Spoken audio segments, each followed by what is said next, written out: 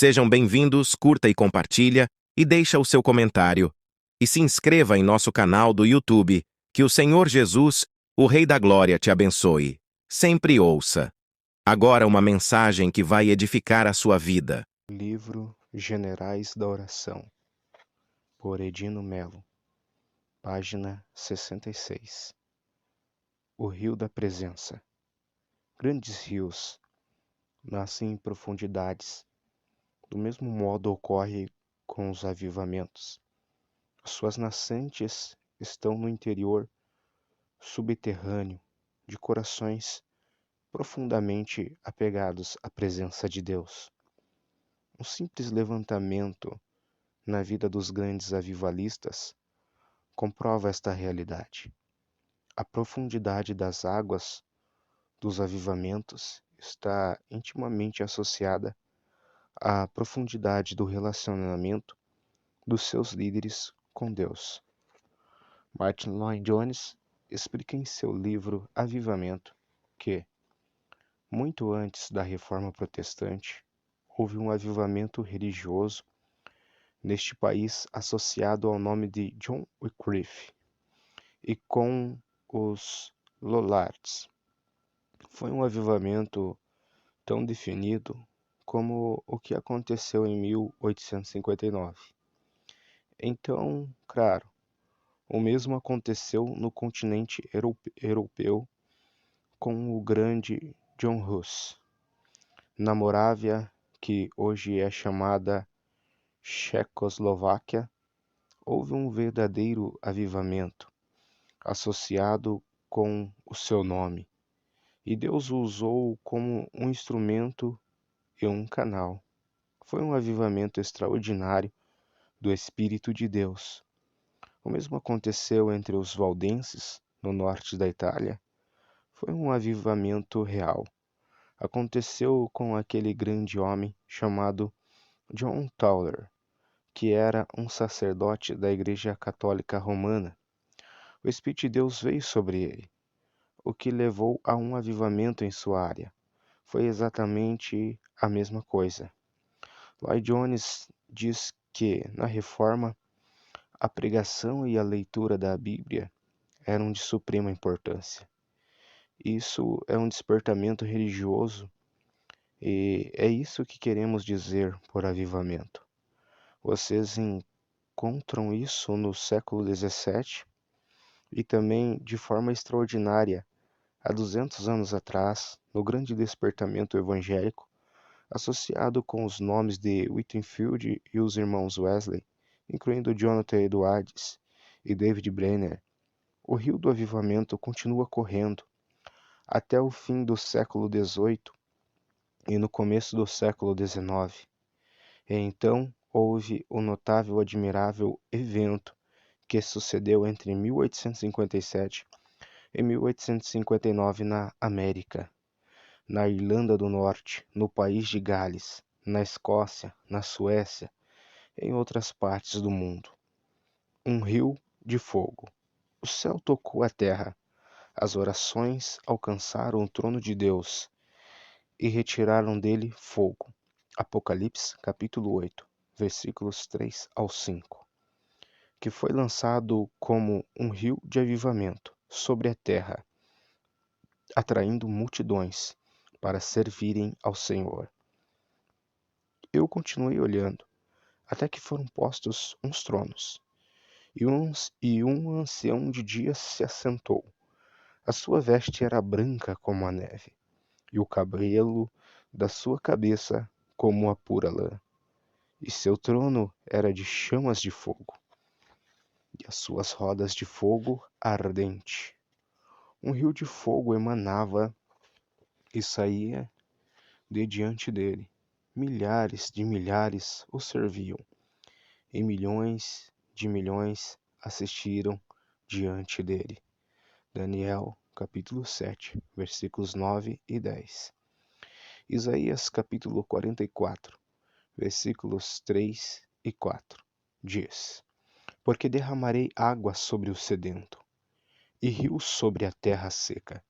Derramarei o meu espírito sobre a tua posteridade, e a minha bênção sobre os teus descendentes, e brotarão como a erva, como salgueiros, junto aos ribeiros das águas. A presença de Deus tocou muitas vidas de modo especial através das ministrações de Jonathan Edwards. Há relatos de pessoas que caíam ao chão, permanecendo em estado de arrebatamento por horas.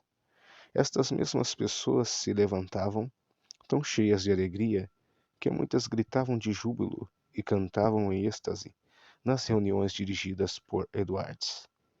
Um coração quebrantado. Arnold Delmore cita no livro George Whitefield, evangelista do avivamento do século XVIII, alguns trechos do diário de Whitefield, narrando sua visita a Jonathan Edwards. O Sr. Edwards é um sólido, excelente cristão, mas no presente fraco no corpo. Penso que não vi quem se iguale em toda a Nova Inglaterra. Quando adentrei o seu púlpito, meu coração foi induzido a falar bem pouca coisa, além das consolações e dos privilégios dos santos, e da copiosa efusão do Espírito sobre os crentes. Preguei esta manhã e o bom Sr. Edwards chorou o tempo todo. O povo foi igualmente sensibilizado, e à tarde o poder aumentou mais ainda. O Sr. Edwards também se sentiu muito tocado pelo ministério de Winterfield. Ela escreveu a seu irmão, o reverendo James Pierpont, de New Haven, declarando: é maravilhoso ver que encanto ele lança sobre os ouvintes, simplesmente proclamando as verdades mais simples da Bíblia. Tenho visto mais de 1000 pessoas pendentes das suas palavras em profundo silêncio, só rompido por um ocasional soluço. Edwards escreveu: sua regozijante surpresa fez com que seus corações estivessem a ponto de dar um salto, de forma que se condicionaram a dar vazão a risadas, lágrimas muitas vezes ao mesmo tempo, fluindo numa enxurrada, e em meio a um choro audível. Jonathan Edwards menciona que, desde aquela hora, uma visita feita por Whitefield, tem havido grandes agitações de corpo e um inevitável pular de alegria. Talvez ninguém tenha escrito com mais sabedoria sobre emoções do que Jonathan Edwards. Ele chegou à conclusão de que os mestres incorrem em grande erro se dispõem a descartar os sentimentos e emoções religiosos, como se não tivesse uma base sólida e substancial. Para ele, a emoção é como o calor que emana da luz, tendo que, portanto, caminhar juntos. Temos necessidade de sentimentos santos, expressão que usou com o sentido de que precisamos de emoções dentro da vontade de Deus.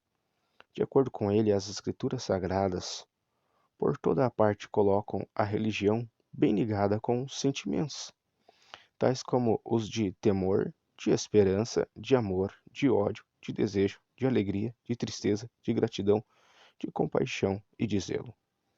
Edwards destaca que, frequentemente nas Escrituras, as pessoas tremem diante da palavra de Deus, ficam com temor na presença de Deus, agitam-se por causa dele, temem os juízos dele, ficam com medo diante da perfeição absoluta de Deus, e o temor de Deus cai sobre elas. Durante todo o avivamento, houve conversões estupendas de pessoas de todas as idades. Explica E. Evans, e aqui está o ponto. As manifestações ou fenômenos do reavivamento, tais como prostrações físicas, gritos, desmaios, etc., foram vistos em muitos lugares, tanto na Europa como na América, mas acompanhadas de mudanças profundas de vida. E Evans acrescenta que foram refutados por uns e falsificados por outros. O impacto do avivamento. Martin Lloyd-Jones comenta que, se existiu um homem que era calmo, racional, intelectual, foi o grande Jonathan Edwards. Ele observou estes fenômenos há 200 anos e cria que eram de Deus.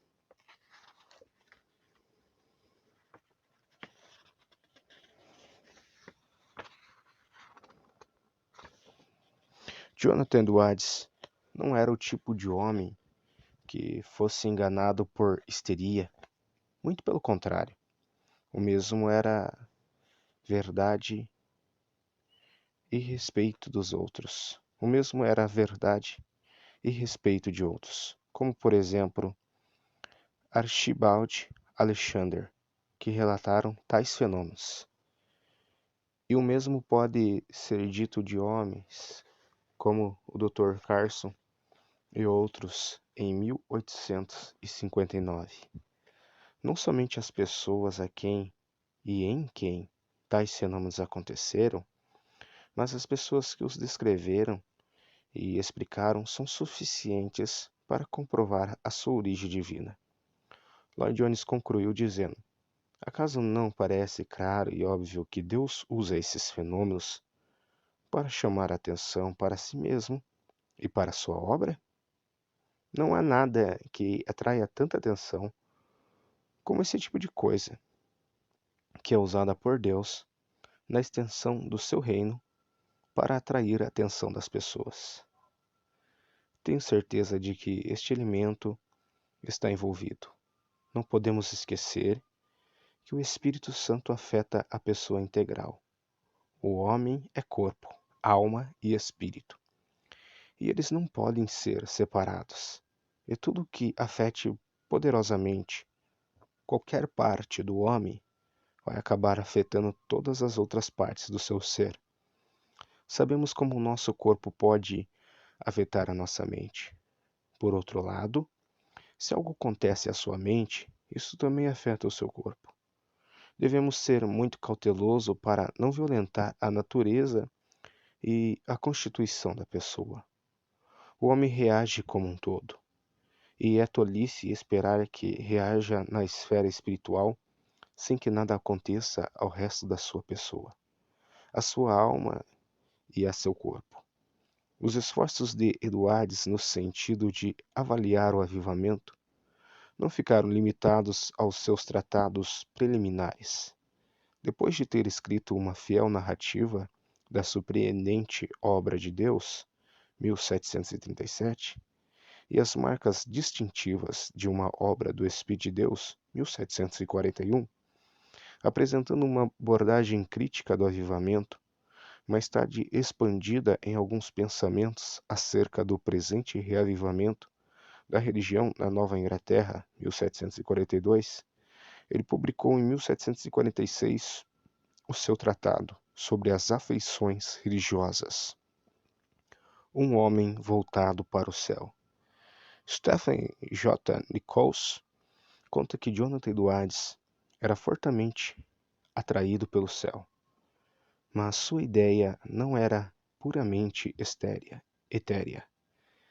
Ele não era vítima do escapismo, que assola tantos cristãos sinceros. Sua visão da vida, além de tudo, tinha tudo que ver com esta vida. Para Jonathan Edwards, viver entre os dois mundos significa viver a visão do céu na terra. Essa é a vida realmente boa, a única digna de ser vivida. Transformados pelo avivamento. David Brainerd, 1718 a 1747. Foi um missionário entre os índios norte-americanos peles vermelhas, em Nova York, Nova Jersey e Pensilvânia. Nasceu em Connecticut. Brainerd influenciou e tem influenciado muitas gerações. Homens como William Carey, Henry Martin, Robert Murray McCain, John Wesley, Jonathan Edwards, Charles Spurgeon, Oswald Smith, Jim Elliot, citando apenas alguns, testemunharam a grande influência da biografia de David Brainerd em suas vidas. Ele foi conhecido sobretudo por ter sido ter sido um grande homem de oração. Philip Yancey diz: a oração convida Deus a vir para o meu mundo, que é temporal, e o introduz no mundo de Deus, que é eterno. Creio que as obras temporais de um homem que investe tempo na presença é revestido de um toque da eternidade, perpetuando-as.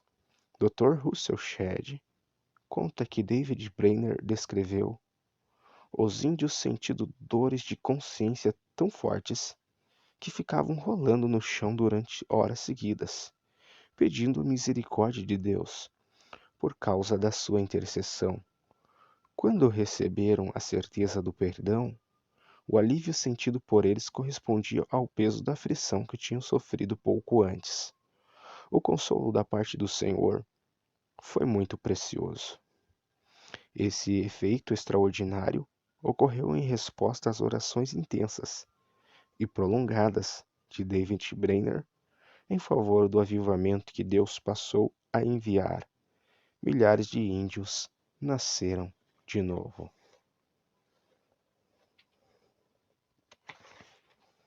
O grande avivamento.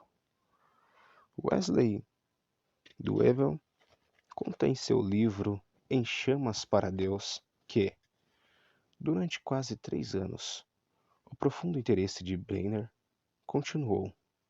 Repetidas vezes em seu diário encontram-se registros dos períodos de luta, mergulhando na presença.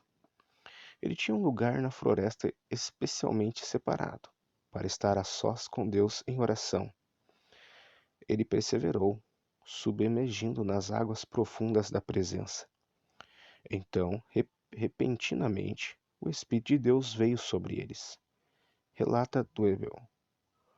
Os que alguns dias antes estavam vivendo na bebedeira e nos festejos pagãos, participando de danças de guerra selvagens e ruidosas, foram subitamente tomados por uma convicção profunda de pecado, dada pelo Espírito.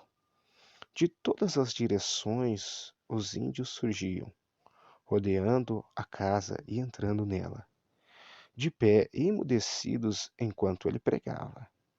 Enquanto o fogo do avivamento se espalhava no Nordeste americano, com Jonathan Edwards e George Whitefield, o Senhor passou a derramar da sua glória entre os índios. Muitos caíram ao chão, em grande angústia de alma, ao orarem para o Jesus de quem Brainerd lhes falara. Enquanto fazia evangelismo pessoal com alguns deles, o Espírito de Deus veio como um vento impetuoso, reminiscente do dia de Pentecostes.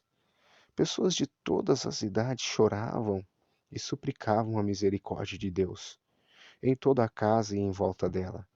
Os índios se arrependiam e oravam pela sua salvação.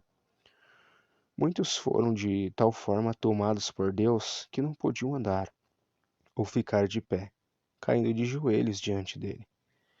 Tribos inteiras começaram a ter fome e sede da salvação, a presença e o poder do Espírito Santo. Hernandes Dias Lopes comenta em seu livro Derramamento do Espírito que David Brainerd pregou aos índios canibais, rudes e endurecidos, embrenhado no coração das selvas, cheio do poder do Espírito. Então ele viu as torrentes de Deus descerem sobre aquele solo ressequido, e milhares de almas saíram da garganta do inferno. Charles Spurgeon escreveu: é o poder extraordinário de Deus, não o talento que ganha o dia. É a unção espiritual extraordinária e não o poder mental extraordinário que necessitamos. O poder mental pode encher uma capela, mas o poder espiritual enche a igreja com angústia de alma. O poder mental pode reunir uma grande congregação, mas só o poder espiritual pode salvar almas. O que precisamos é de poder espiritual. E. M. Bonds ensinou que a unção é um dom condicional e a sua presença é perpetuada e aumentada pelo mesmo processo pelo qual foi primeiramente assegurada, pela oração incessante a Deus, pelos anseios apaixonados por Deus, calculando-a, buscando-a com ardor incansável, considerando tudo perda e fracasso sem ela. Ele acrescentou: oração, muita oração é o preço. Oração, muita oração é a única condição para manter esta unção. Se não orarmos incessantemente, a unção não virá. Charles Finney disse: quero repetir com grande ênfase que a diferença na eficiência dos ministros não consiste tanto na diferença das realizações intelectuais, quanto na medida do espírito que possui, até que saiba o que é ser cheio com o espírito, receber o poder do alto. Ele não é de forma alguma qualificada para ser líder da Igreja de Deus. 1000 vezes mais ênfase deve ser dada a esta parte da preparação para o ministério do que tem sido dada até agora. Oswald J. Smith conclui dizendo: tenho plena certeza de que o homem que não passa horas sozinho com Deus jamais conhecerá a unção do Espírito Santo. O mundo deve ficar de fora até que Deus encha a visão. Deus prometeu responder à oração. Não se trata de ele não estar disposto, pois o fato é que ele está mais disposto a dar do que nós a receber. Mas o problema é que não estamos prontos, mergulhando no sobrenatural. Deus agiu sobrenaturalmente para que Brenner alcançasse a tribo selvagem do Delaware. Houve um milagre de Deus que preservou a sua vida. Ele era reverenciado entre os índios como um profeta de Deus. Em sua primeira viagem a essa tribo, Brenner acampou nos arredores da aldeia e planejou entrar na comunidade indígena na manhã seguinte para pregar o Evangelho de Cristo. Cada movimento dele estava sendo observado por guerreiros que tinham sido enviados para matá-lo. F. W. Bureham registrou o incidente, mas quando os guerreiros se aproximaram da tenda de Brenner, viram um cara pálida sobre os joelhos. E enquanto orava, de repente, uma cascavel deslizou para o seu lado. Levantou a sua feia cabeça chata, sacudiu sua língua bifurcada quase em seu rosto e em seguida, sem qualquer razão aparentemente, deslizou-se rapidamente para o matagal. O grande espírito é com o cara pálida, os índios disseram, e assim eles reconheceram como bem-vinda a chegada de um profeta. Esse incidente no ministério de Bennett ilustra mais do que a muitas intervenções divinas de Deus em sua vida, que também demonstra a importância e intensidade da oração da vida de Brenner, desconectando-se do mundo para ligar-se à presença. Pelos registros do seu diário, Brenner sempre buscava um lugar isolado para orar. Florestas e campos eram seus lugares preferidos. Nesses locais, ele se prostrava, andava de um lado para o outro, clamava em suas maiores angústias, e suas roupas ficavam encharcadas de suor. Eram horas intermináveis na presença. Às vezes começava pela manhã e só terminava à noite. Além da oração, o jejum era algo muito frequente em sua vida. Henry Nouwen declarou que desconectar-se e dizer não para os poderes do mundo com seu ativismo requer uma enorme quantidade de energia. A única esperança que temos é encontrar algo tão obviamente real e atrativo ao qual eu possa dedicar todas as minhas energias e dizer sim. Desta forma, eu não tenho tempo para dar atenção às minhas distrações. Uma das coisas para as quais eu posso dizer sim é quando entro em contato com o fato de que sou amado. Uma vez que percebo que, mesmo estando totalmente quebrantado, ainda assim sou amado, torno-me livre da compulsão de fazer coisas para obter sucesso. Para desconectar-se é preciso então ter algo para se estar ligado com a força da paixão. A paixão pela presença quebra a conexão terrena. Brenner era apaixonado pela presença. A paixão pelo Senhor lhe desconecta do mundo. Se você não focalizar o coração em estar com o Senhor, não conseguirá mergulhar. As urgências do dia a dia agem como um imã que nos puxam para as atividades terrenas, que desfocalizam o sentido do céu. Elas tentam nos absorver por completo. Se você não se desconectar, o tempo na presença parecerá pesado, lento, soará como um deslocamento e você terá a sensação de inutilidade. Diante de tantas outras atividades que aparentemente parecem ser importantes no uso do tempo, se isso ocorrer, orar passará a ser uma obrigação, um ato religioso, e deixará de ser um relacionamento envolvido pela presença. Breiner estava prestes a estabelecer um lar entre os índios convertidos, ou voltar e aceitar o pastoreado de uma igreja que o convidava. Contudo, reconhecia que não podia viver por causa de uma enfermidade que lhe daria pouco tempo de vida, não mais que 1 ou 2 anos. Então ele resolveu arder até o fim. Em um dos trechos de seu diário, ele lamenta ter que perder tempo dormindo, pois ele preferia estar na presença do Senhor. Segue-se abaixo trechos que comprovam esta prática. Quarta-feira, 21 de abril. E Deus me permitiu novamente lutar para números de almas, e teve muito fervor no dever doce de intercessão. Dia do Senhor, 25 de abril.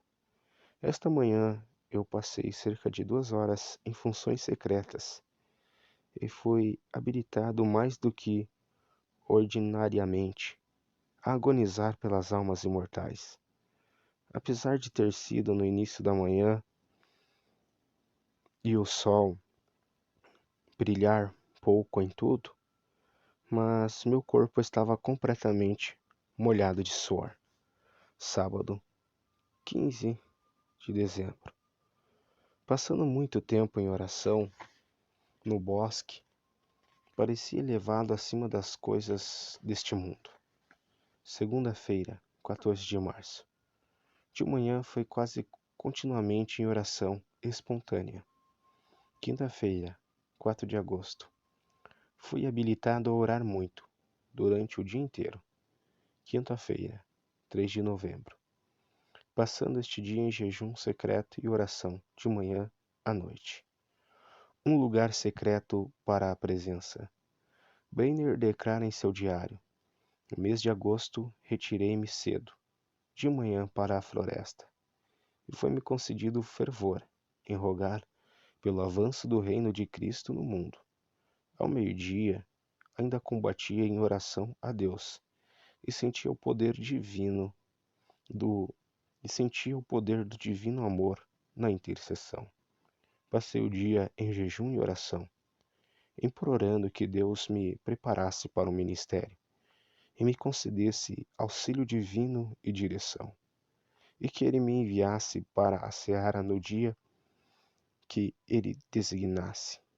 Pela manhã, senti poder na intercessão pelas almas imortais e pelo progresso do reino do querido Senhor e Salvador no mundo. À tarde, Deus estava comigo de verdade. Quão bendita a sua companhia! Ele me concedeu agonizar em oração, até ficar com a roupa encharcada de suor.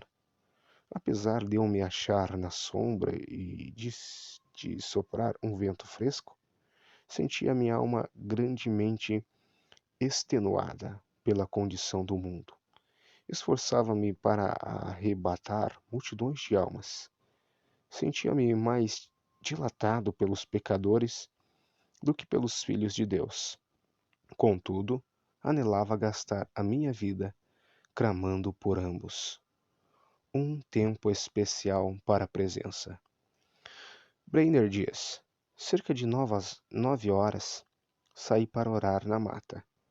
Assim passei a tarde orando incessantemente, pedindo o auxílio divino para que eu não confiasse em mim mesmo. O que experimentei enquanto orava foi maravilhoso.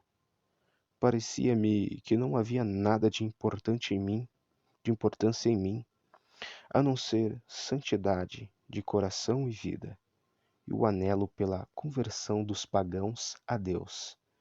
Desapareceram todos os cuidados, receios e anelos. Todos juntos pareciam-me de menor importância que o sopro do vento. De fato, não me importava onde ou como morava, nem da fadiga que tinha de suportar. Se pudesse ganhar almas para Cristo, continuei assim, toda a tarde e toda a noite. Os frutos da presença. Brainer declara: eu já batizei ao todo 47 índios, 23 adultos e 24 crianças, através da rica graça. Nenhum deles ainda foram deixados para a desgraça, por sua profissão de cristianismo, por qualquer comportamento escandaloso ou descrente. 20 de novembro de 1743, dia do Senhor, 29 de dezembro. Depois que o culto público acabou, eu fui para minha casa, propondo a pregar novamente, após um curto período de intervalo. Mas logo veio, um após o outro, com lágrimas nos olhos, a saber: o que deve fazer para ser salvo? Foi uma temporada incrível de poder entre eles. E parecia como se Deus tivesse baixado os céus e descido, e que Deus estava prestes a converter o mundo inteiro. A vida e diário de David Brainerd, escrita por Jonathan Edwards, deveriam ser lidos pelo povo de Deus. Brainerd morreu em 1747, aos 29 anos de idade, na casa de Jonathan Edwards, o discipulado em tempos de avivamento. John Piper faz algumas perguntas sobre a influência da vida de David Brainerd. Por que a vida de David Brainerd causou o impacto que causou? Uma razão óbvia é que Jonathan Edwards tomou os diários e os publicou em 1749. Mas por que este livro nunca esteve fora de catálogo? Porque John Wesley disse que cada pregador leia cuidadosamente a vida de Brainerd, porque foi escrito por Henry Martyn que, lendo a vida de David Brainerd, sua alma se encheu de uma emulação santa desse homem extraordinário. E depois de uma profunda reflexão e oração fervorosa, ele estava com uma firme resolução de imitar seu exemplo. 35. Por que William Carey considerou a vida de David Brainerd de Edwards um texto tão fundamental para a obra de Deus? Piper segue perguntando: por que Robert Morrison e Robert McKean da Escócia e John Mills da América e Frederick Schurz da Alemanha e David Livingstone da Inglaterra e André Murray da África do Sul e Jim Elliot da América moderna olham para Brenner como uma espécie de reverência e tiraram poder dele como eles e muitos outros fizeram? Creio que a resposta está na influência que o discipulador de David Brenner teve sobre ele. O valor do discipulador. Desde o início, David Brenner foi influenciado por Jonathan Edwards. O discurso de formatura em 1741, proferido por Edwards, denominado As Marcas Distintivas de uma Obra do Espírito de Deus, impactou-o profundamente. A partir de então, enquanto Brenner se preparava para o campo missionário, Edwards passou a discipulá-lo. O relacionamento entre os dois foi tão precioso que Brenner passou a morar com Edwards.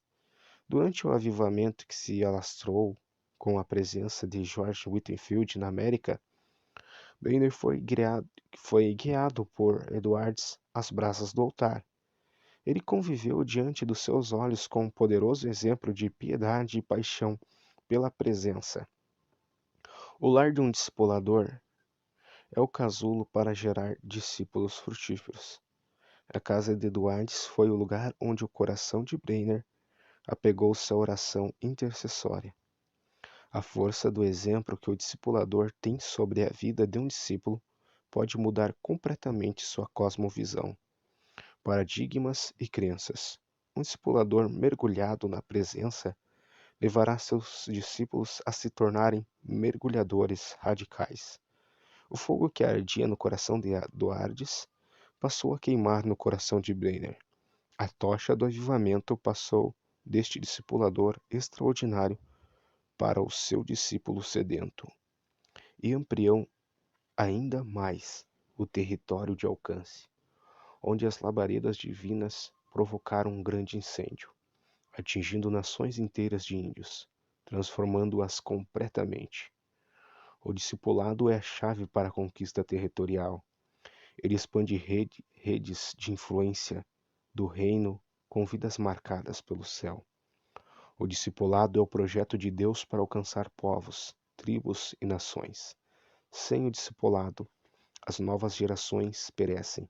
Mateus capítulo 28, versículos 19 e 20.